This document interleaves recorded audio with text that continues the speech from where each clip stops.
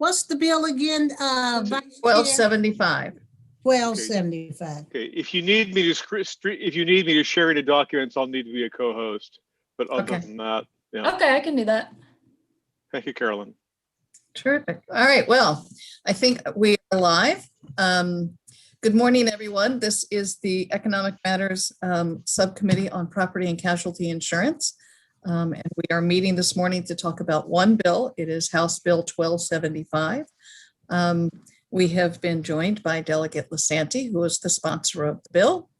And Delegate Lisanti, do you want to sort of give us a brief overview? And again, I think everybody's probably read it, and I know that you have submitted an amendment, but yes. And I just wanted to clarify that basically the bill, it's 1275.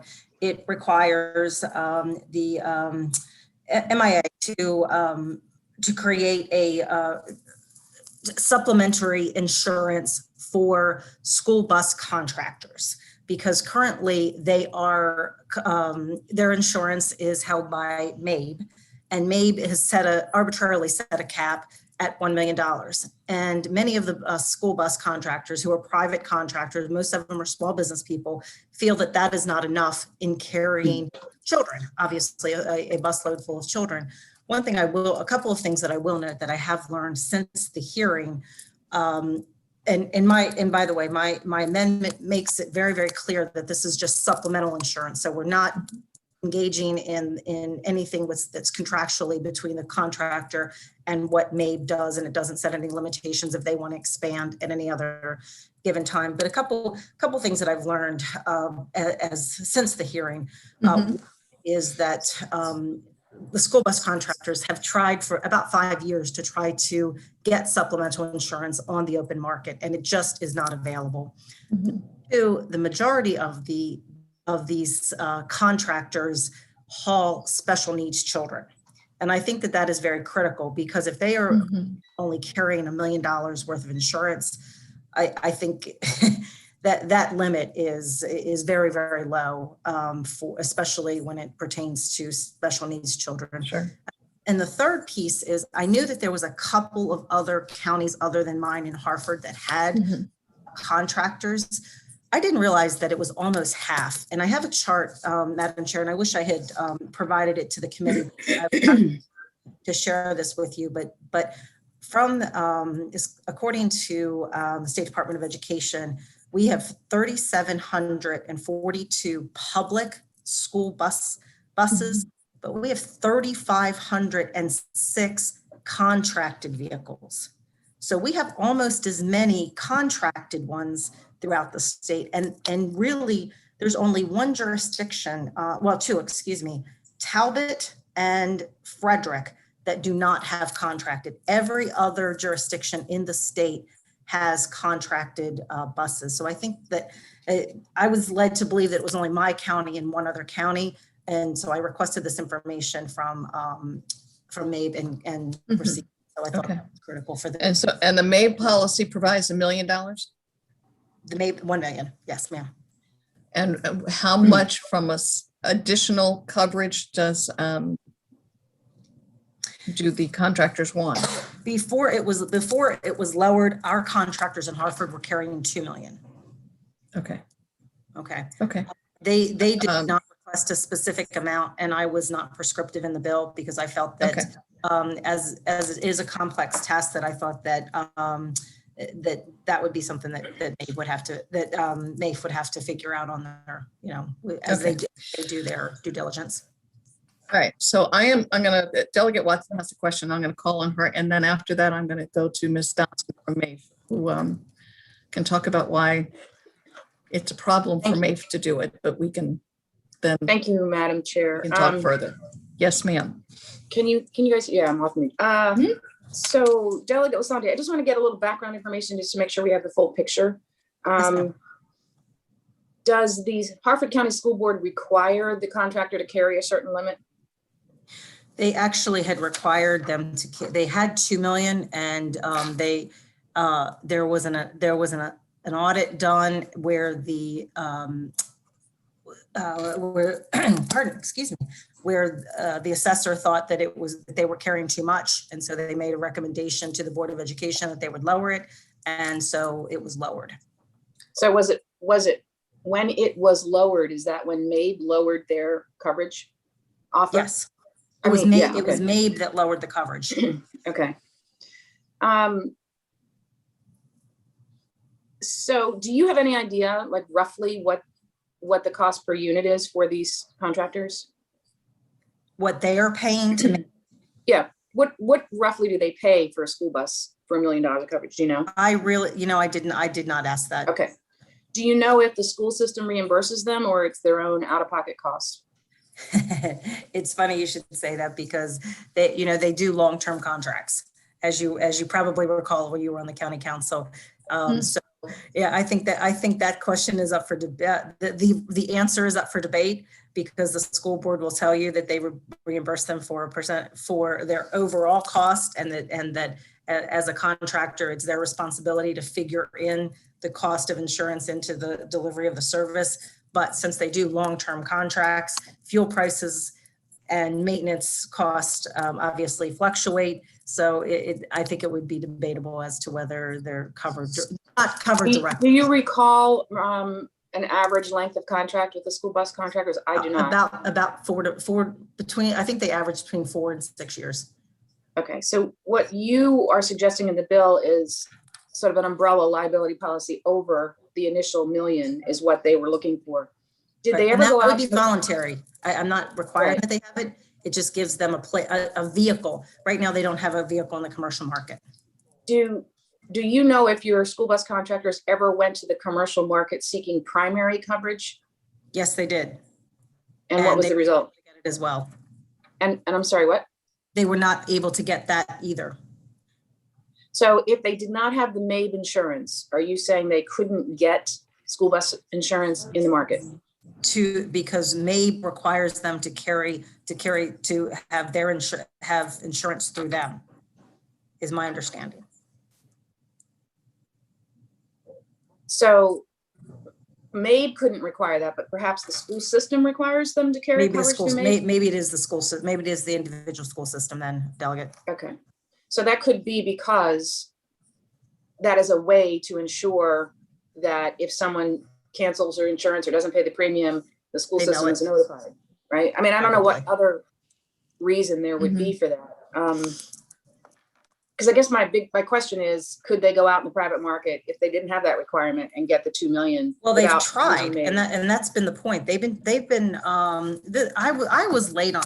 And let me back up a little bit. I was late on the scene on this bill. They've been on this issue. They've been fighting this for 5 years. So they have worked with their local insurers outside of MABE to try to get additional coverage or to get coverage, which they were unable to do. Okay. They have gone to our county executive. They've gone to our Board of Education and said, look, we've got a problem here. We are carrying your children with $1 million coverage.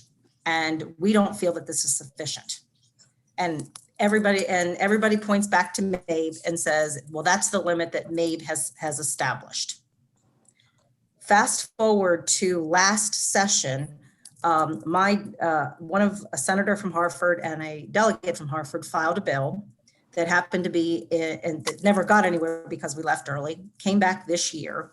And what their answer to it was to establish immunity for school bus contractors. Mm-hmm. So they would have immunity above that coverage, which did make sense to me. And if you go back and look at the hearings, school bus contractors testified over and over again that they were unable to get this coverage. And to me, the answer is not immunity. Right. The answer is not immunity. Is that what you said? Yeah, yes. I agree with you on that. Yeah, the answer is if you can't find insurance on the open market, then that's what MABE was created for. Mm-hmm.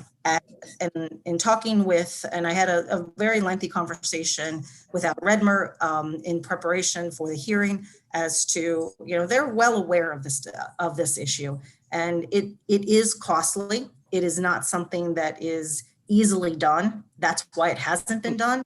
But it will, so it's something that that's why I'm here asking for a legislative fix, because as we know, state agencies don't generally do things that are complicated unless the legislature's will is put forward. And that's what this bill is all about.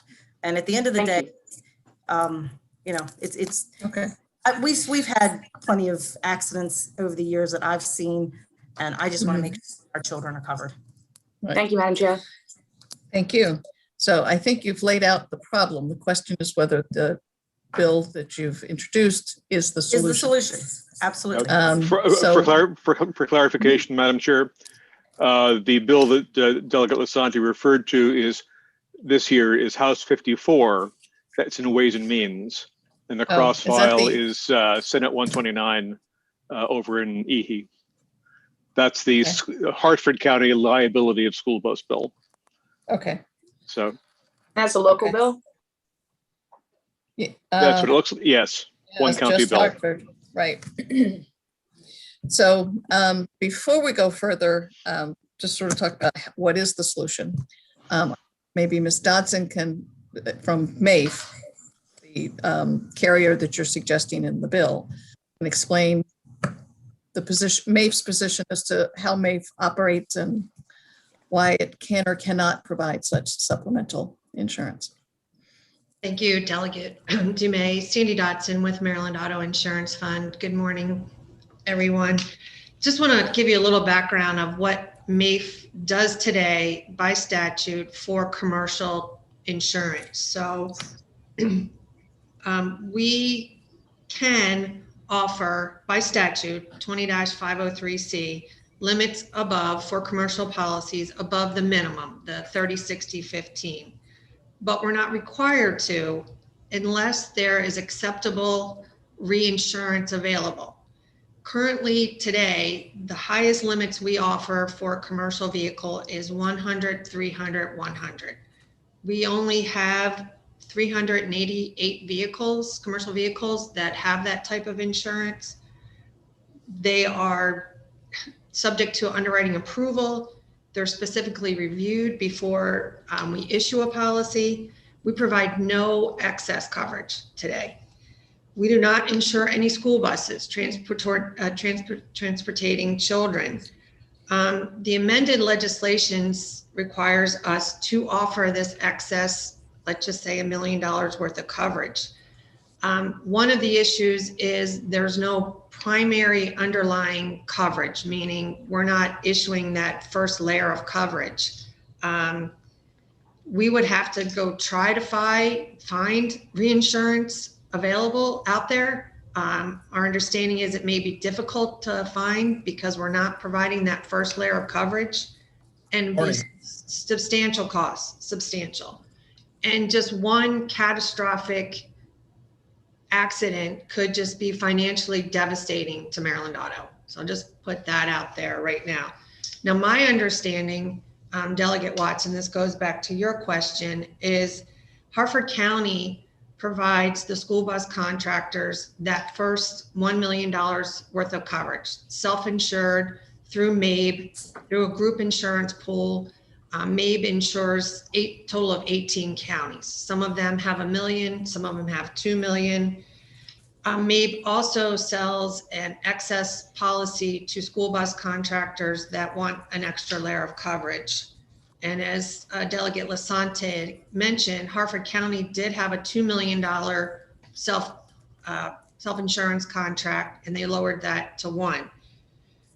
Due to Senator Gallion's bill, Senate Bill 129, Senator Pinsky has since sent a letter to Commissioner Bahrain requesting her to provide some assistance to these school bus contractors looking for excess coverage. They just would like to buy this extra $1 million.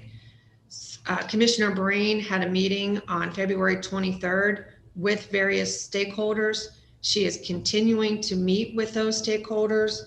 I just spoke with Mike Patty, and Mike believes that there is a market solution out there. It's just going to take time to find it. And if there is a statutory need, there may need to be some tweaks to the surplus lines market, the admitted market, and or the insurance pooling law. Again, Commissioner Brain is looking to address the issue. Again, Maryland Auto today is not providing any type of excess coverage in that amount. So that's what I have. All right. Hope that Well, gives you somewhat of a background. Erin Appel represents the school bus contractors, and I believe she sent you and Bob an email this morning with some additional information. And Right. Which I didn't get a chance yet, but will forward to all members of the committee. And it includes a copy of Senator Pinsky's letter to the Commissioner Brain. Do you want me to share that on screen? That'd be great. Okay. And in the meantime, Delegate Watson. Oops, you're on mute. Sorry, Delegate Watson, you're muted. you're muted. I'm sorry, Ms. Dotson, you That's said some okay. of the counties do carry 2 million through MABE? My understanding is yes, and I don't have them all. They, I think it's Carroll County carries a $2 million insurance pool, and they insure 18 counties.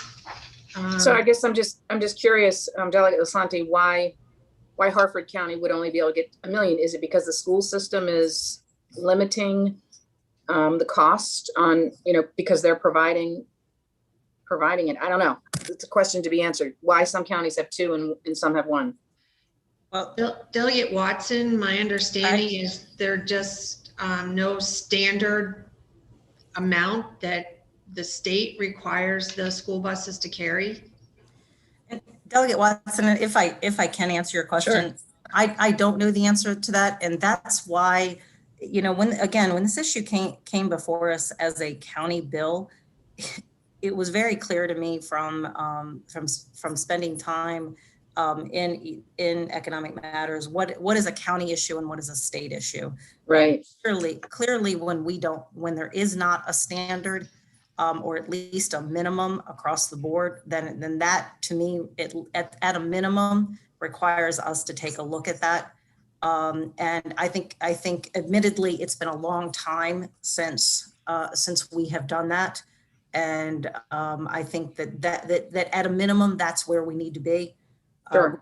To ensure that that there is at least a minimum amount of coverage across the board for all of these children riding in 3,500 contracted buses in the state.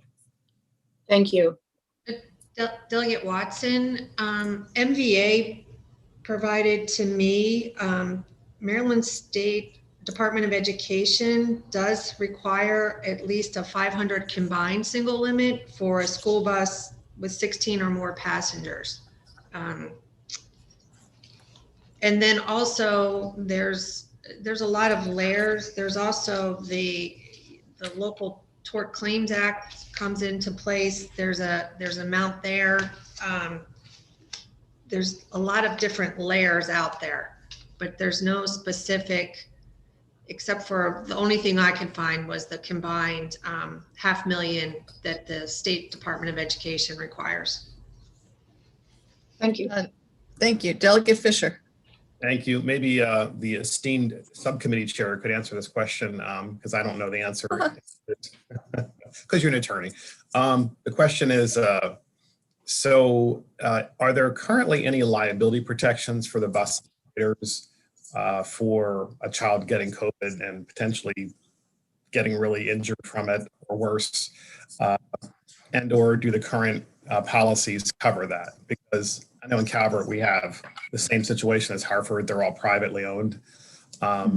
It's very unique in that during desegregation and right thereafter, we actually, and I wasn't living at the time, but I was going to say, boy. They provided all of these franchises to members of the community, which is actually pretty cool. So they're all operated independently in that way. And I would imagine if I was a bus operator, that would be a thing. So I'm sure that's like a huge legal area. So question. Yeah, I don't know the answer to the question. Yes, I kind of have a sense that we have more questions today than we necessarily have answers. whatever. And the question is, for the subcommittee is sort of how do we move forward? I'm, for what it's worth, satisfied that MAIF is not necessarily the solution answer. based on, or the answer based on their limitations and the of MAIF. Whole purpose of MAIF being set up, and it is to provide the insurance for those that can't get it elsewhere, and very specific limitations on what policies can be provided and the limits on the policies that can be provided. But it's clearly a problem. And the Senate Bill 129 that I just was pulling it up on my other computer is the one that would provide immunity over $1,000. And I kind of watched a lot of nodding heads and agree that, immunity is not the answer. But the question is whether we can find an answer this session, or, we obviously have lots of questions of whether we really want to take a look at this, in interim. And I think, pushing the Maryland Insurance Commission to take a look at this and, maybe come in and brief at least the subcommittee, if not, the full committee at some stage of the game, might make some sense. So, I don't want to make a motion, so to speak, but I do think that this is a bigger issue than what we can do with 1275 as drafted. And I'm open Madam to Chair, if I may, suggestions. Absolutely. Madam Chair, if I may, I just wanted to tell the subcommittee I'm open to any amendments that the committee would look and even taking the bill in a different direction. I just, and like you stated, I just think there's a problem that we need to look at, and maybe the real answer is a study to answer a lot of the questions that came out of this of the subcommittee. Maybe that's the more appropriate response. Right. Well, obviously, we don't have study language at the moment, but what is the committee's sense of whether we want to do a formal study through legislation, or clearly subcommittee can work and, hold a briefing or, whatever, without legislation, to sort of get the answers. But what is the committee's pleasure? Thoughts, suggestions? Madam Chair, I think we can handle this. I'm certainly willing to volunteer to work on it. I think, we do need more information, starting with MAIB and some of the other school systems. So I feel confident we can work on it without having to, pass legislation to make a study group, but that's up to the committee, obviously. No, and I'm happy to. Sorry, who was speaking? Go ahead. Madam Chair.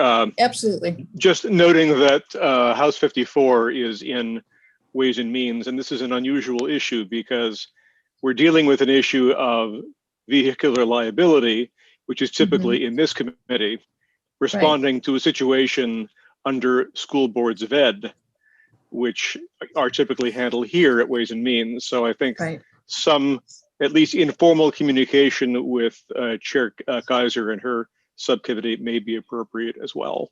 Not that we're trying to take the issue from them, but this is how it got here, and this is how it needs to be finished. Right.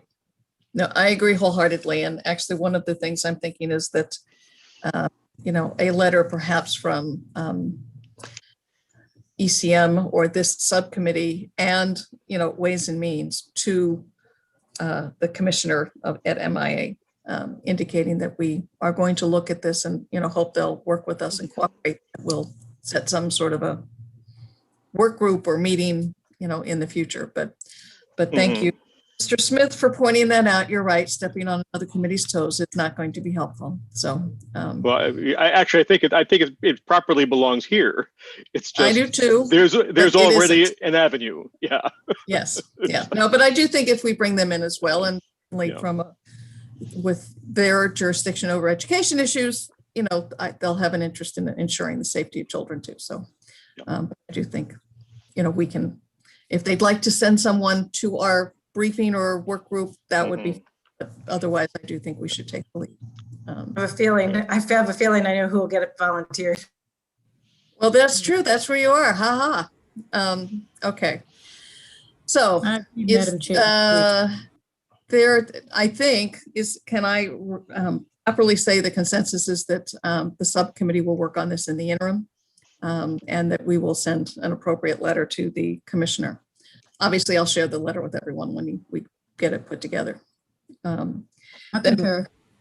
All right, I- and just, I I guess a sort concur. of raise of hands, is that the general consensus? Okay, terrific. But then with that, we actually need a motion on House Bill 1275. Any takers? Oh, I move that we study it over the interim and hold the bill for now. Okay. That's fair. Is there a second? Second. All right, all those in favor? Aye. Great. Motion carries. All right. Well, thank you very much, Delegate Lasanti, for being here this morning, and Ms. Dodson, and all of you here bright and early. And I guess we will, quote, see you on the floor. Thanks Thank for you your, all for your, thank you all for your All right. consideration. I appreciate it very Sure. much. Thank you. all right. Take care. Bye.